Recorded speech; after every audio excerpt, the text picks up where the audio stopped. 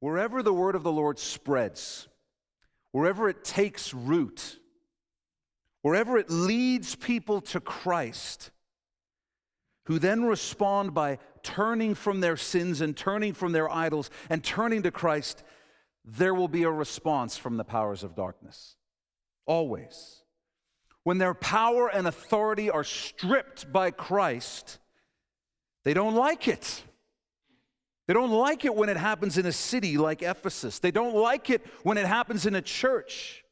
They don't like it when it happens in a family or in a marriage or in an individual.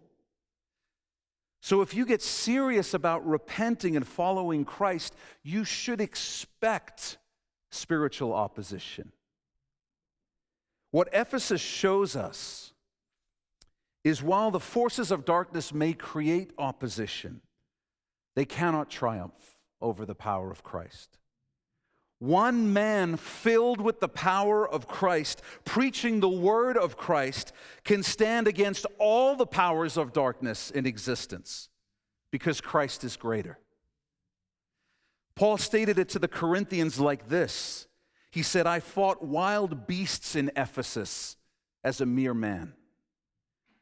But we must understand this. We must understand this. When we destroy the idols in our lives, we are destroying idols that many people worship. When we turn from lesser gods, calling them worthless, and turn to the living God, we are insulting the gods that many people worship. Write this down and take it in. When we turn from idols, lesser gods, and sins, we turn from the things the world loves and worships, offending and angering the world. When our actions call Christ worthy and everything else worthless, we should not be surprised when people get offended and angry. They love and worship those things. They've devoted their lives to those things. They've placed their hope in them.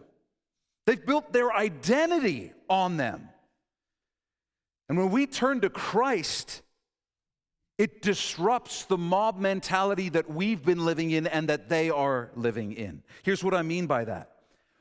We live in families.